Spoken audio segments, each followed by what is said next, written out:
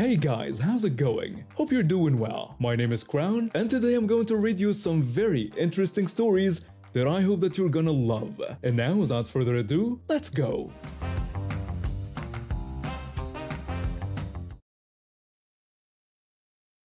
I've been driving a cab for about 3 months. Most of my job involves transporting people to and from hospitals and medical clinics. The company I work for has contracts with insurance providers, so a lot of my passengers are elderly folks or people recovering from procedures who need reliable transportation. I've grown to really enjoy it. There's this one older gentleman I pick up twice a week for his dialysis appointments. He always has a joke ready. Then there's the woman who just finished chemotherapy last month. She cried happy tears in my back seat when she got her final all clear. Moments like that make the job worthwhile. I've also gotten pretty friendly with the staff at the medical facilities on my route.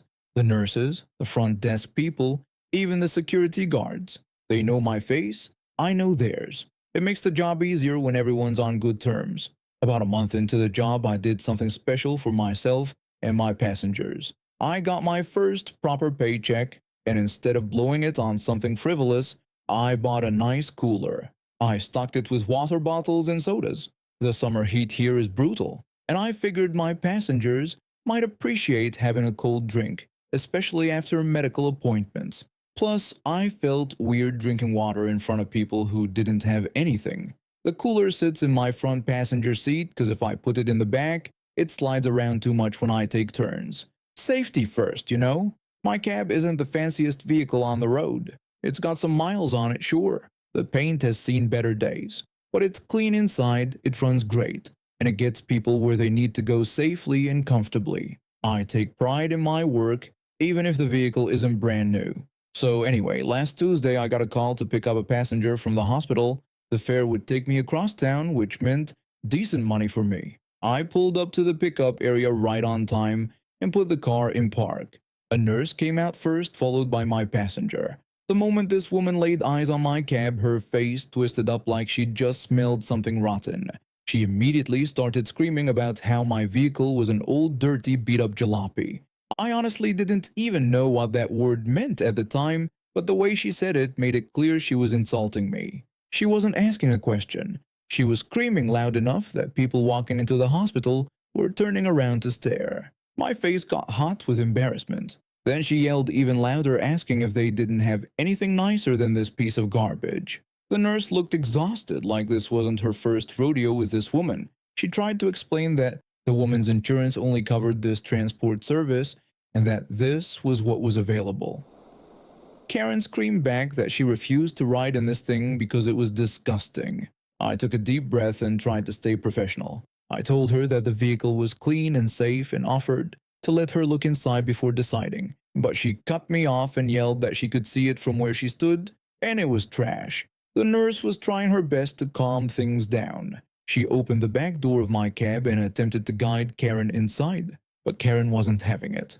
She planted her feet and started screaming even louder that she couldn't even get inside this thing because it was too small and the whole situation was ridiculous. The nurse kept insisting that yes, she could get in and that she was perfectly capable of doing so.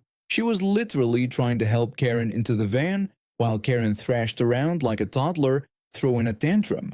I stood there gripping my keys, trying to decide if this fare was even worth it anymore. Then Karen looked directly at me with the nastiest expression I've ever seen on a human face. She screamed at me to move my crap out of the front seat so she could sit there. Something inside me snapped. Not in an angry way, but in a clarity way. This woman could have asked me nicely. She could have politely requested to sit up front, and I would have moved heaven and earth to make her comfortable. I would have put the cooler in the trunk, adjusted the seat, turned on her favorite radio station, whatever she needed. But she didn't ask. She demanded. She insulted me, insulted my vehicle, made a scene, and now she was trying to bark orders at me like I was her servant. I held up my hand and told both of them to please step back from my vehicle. The nurse looked confused. Karen looked smug, probably thinking she'd won something. I walked to the driver's side, got in, and shut the door. I rolled down my window and looked at Karen. I told her good luck finding a ride. Then I drove away. In my rearview mirror, I could see Karen's mouth hanging open in shock. The nurse just looked relieved to not be dealing with her anymore. When I got back to the office, I filed a formal complaint. I explained everything that happened, how she insulted me in my vehicle, how she made a scene, how she demanded I move my personal belongings. My supervisor listened carefully and then pulled up her file. She told me I wasn't the first driver to complain about this woman. In fact, I was the fourth one in the last 6 months. I was shocked and asked if she was serious. My supervisor confirmed it and said they'd had enough and were banning her from using our service. Apparently, her insurance company wasn't too happy either when they found out she'd been causing problems. They ended up dropping her from the transportation benefit entirely. Now, if she needs to get somewhere, she has to find her own way.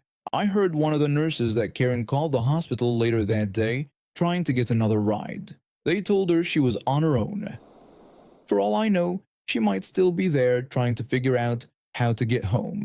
2 days later, I picked up that same older gentleman for his dialysis appointment. He'd heard about what happened because hospital gossip spreads fast. He told me he'd heard I finally stood up to her and said it was about time someone did. He mentioned she'd been terrorizing drivers for months. I just told him I was doing my job, or, well, not doing it in her case. We both laughed about it. He grabbed a cold soda from my cooler, and we had a great conversation on the way to his appointment. I got into nursing because my mom was a nurse, and I saw how much she helped people during their worst moments. After getting my degree and doing my clinical rotations, I knew the emergency room was where I wanted to be. Yeah, it's chaotic and stressful, but there's something about being able to make a real difference when someone's life is on the line. You'll learn to stay calm under pressure, prioritize what's urgent, and deal with all kinds of people. And I mean all kinds. That Tuesday started like any other shift.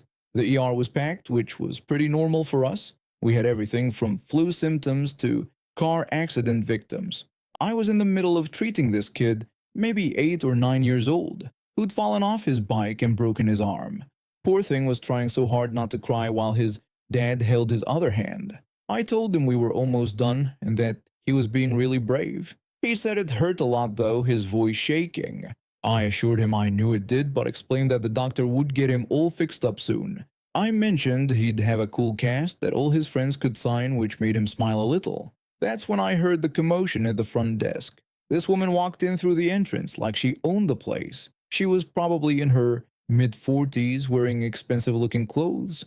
From where I was standing, I could see she had what looked like a small cut on her finger. Nothing serious at all. She started screaming that she needed a doctor right now and that this was an emergency. Her voice was so shrill it made everyone in the waiting room jump. The receptionist tried to handle it professionally. She'd been working there longer than I had and had seen it all. She explained that she understood her concern, but there were more critical cases ahead of her. She said they'd get to her as soon as they could. The woman wasn't having any of it. She demanded to see a doctor right that minute, her voice getting even louder. Everyone in the waiting area turned to look. The kid I was treating flinched at the noise. I could see other patients shifting uncomfortably in their seats. Some were holding serious injuries, waiting patiently for their turn.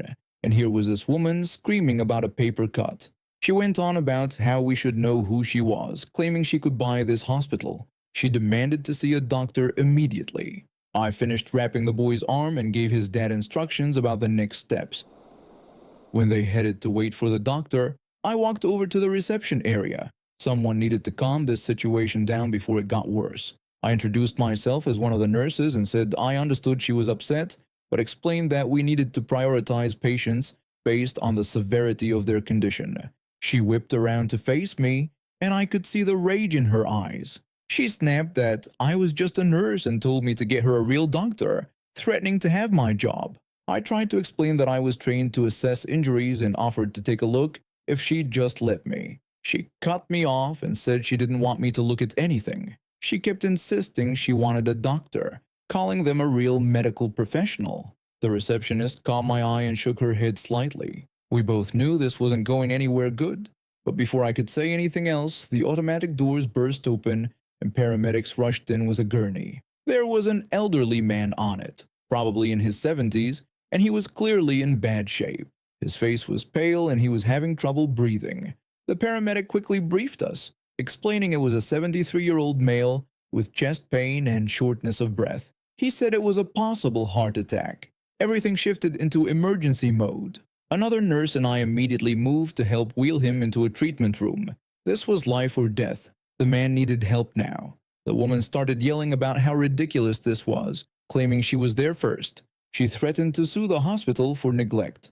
This woman was actually complaining while we were trying to save someone's life, but I didn't have time to deal with her. We got the elderly man into a room, and the doctor started working on him immediately. When I came back out a few minutes later to grab some supplies, I saw she had completely lost it. She was yelling at anyone who would listen, and then I watched in horror when she shoved one of my colleagues. My friend stumbled backward and nearly fell.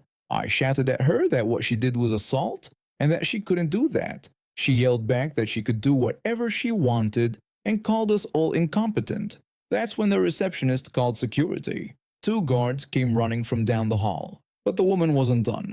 She started grabbing things from the reception desk and throwing them. Papers went flying, a coffee cup shattered on the floor.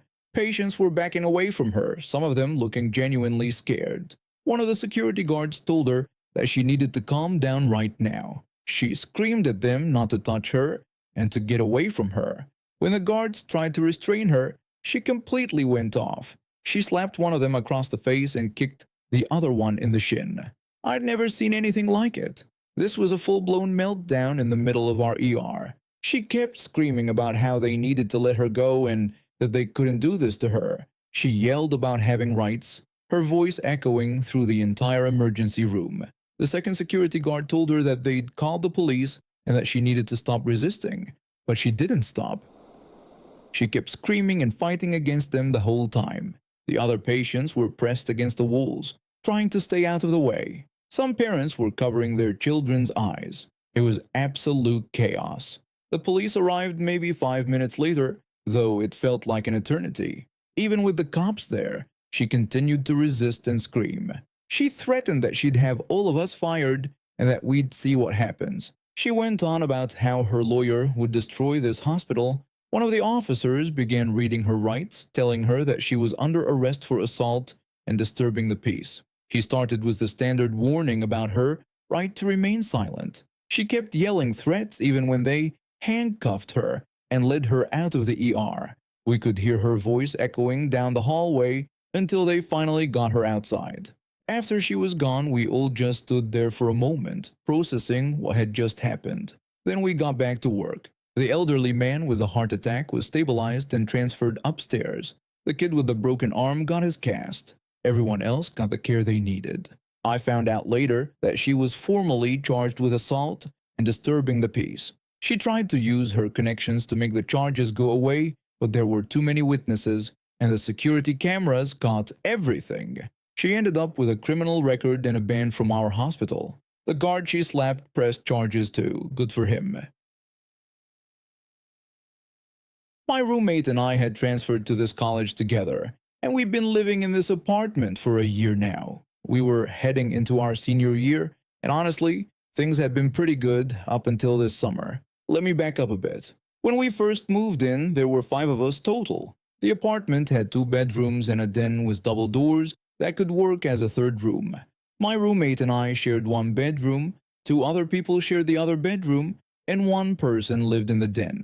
But those 3 graduated last spring and moved out, so we needed to find replacements. My roommate knew these 2 girls who were living together and looking for a new place. Perfect timing, right? One of them wanted the big bedroom all to herself and would pay the full price for it. The other would take the den. Just 4 of us instead of 5, which actually sounded pretty nice. We all signed the lease before summer vacation started, and I thought we were set. Then summer happened. The girl who wanted the big bedroom started calling us. She said she was having second thoughts about living with the other girl. They'd had issues while living together. Then she told us this wild story about how the other girl had pushed her down the stairs. She explained that one night they thought someone was trying to break into their apartment. They were standing at the top of the stairs listening to the noises. The other girl told her to go check it out, but she didn't want to go down there. So the other girl pushed her and she fell down the entire staircase.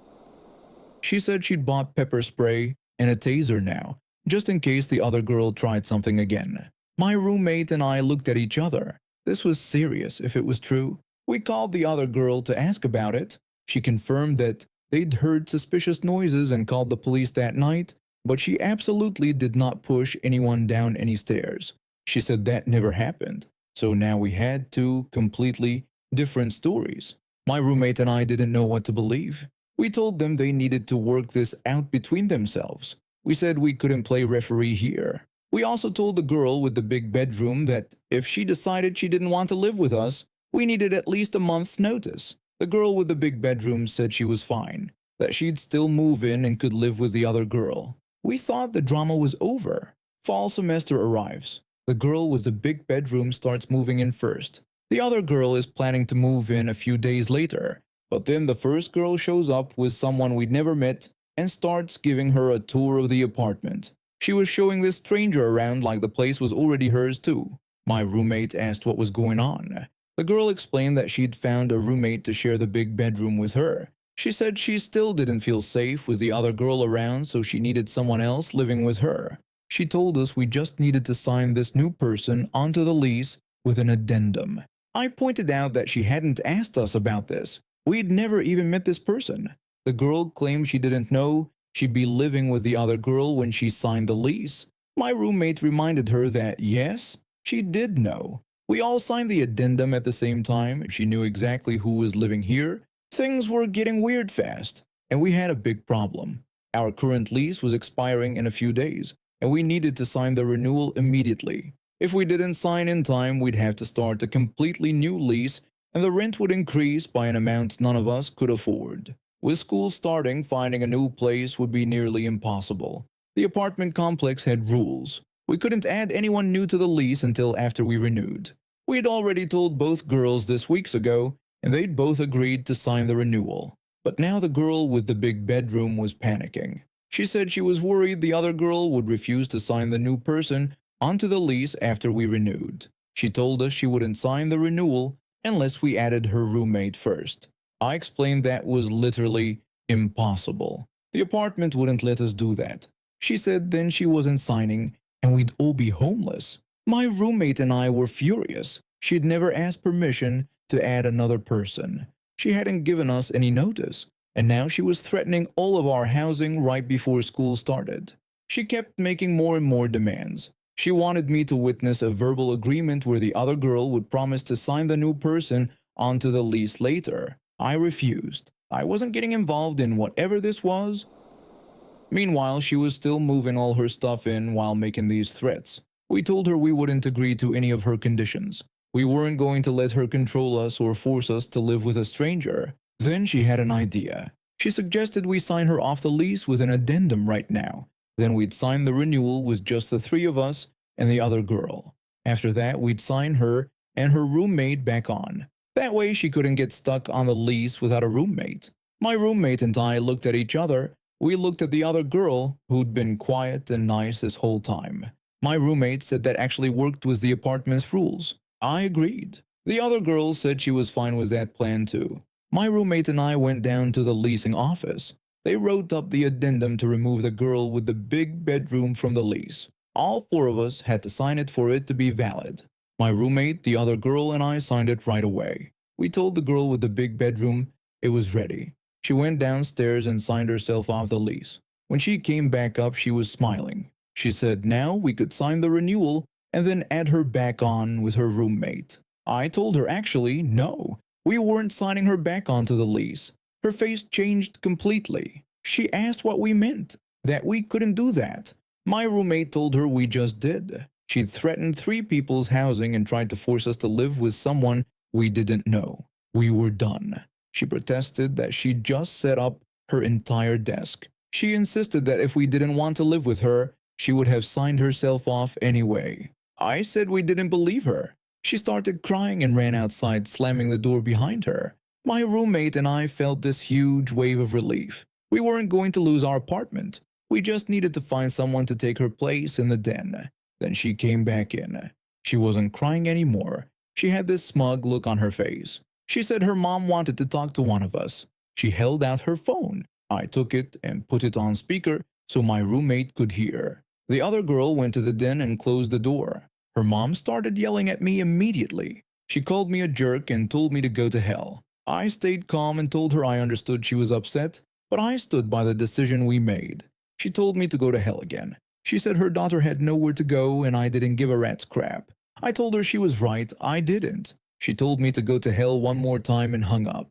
I handed the phone back. The girl looked shocked that I wasn't intimidated. She whispered an apology so quietly I almost didn't hear her. Then she went to her room and started packing. Since she'd paid through the end of the month per the apartment's rules, we let her stay for 5 more days. She made those 5 days as difficult as possible, but eventually she left. I never saw her on campus after that. The girl who was supposed to be her roommate still needed housing. We signed her onto the lease and helped her find someone to share the den with. We got our apartment back and had great roommates for our senior year. And now we have reached the end of today's stories. Thank you for watching, and see you next time.